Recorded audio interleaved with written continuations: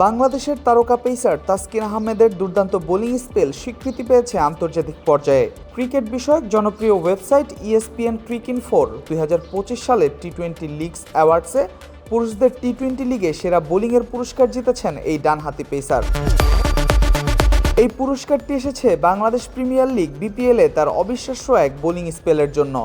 2025 সালের BPL-এ দুর্বার রাজশাহীর হয়ে খেলতে নেমে ঢাকা ক্যাপিটালসের বিপক্ষে মাত্র 19 রান খরচায় 7 উইকেট নেন তাসকিন। টি-20 ক্রিকেটে যা বিরল এক কীর্তি।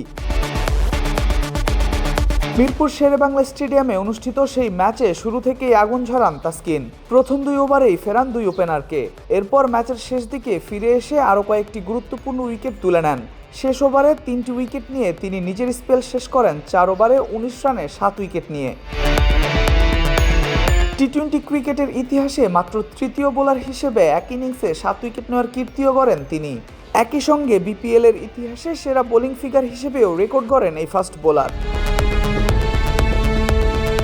তাসকিনের সেই বিধ্বংসী বোলিংয়ে ঢাকা ক্যাপিটালস বড় সংগ্রহ গড়তে পারেনি।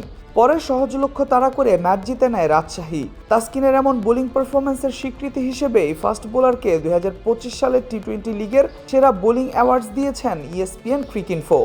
বাংলাদেশের একজন বোলারের জন্য এটি আন্তর্জাতিক ক্রিকেট অঙ্গনে বড় অর্জন হিসেবেই দেখা হচ্ছে। Al Mahmud Fahim, BD ক্রিক time.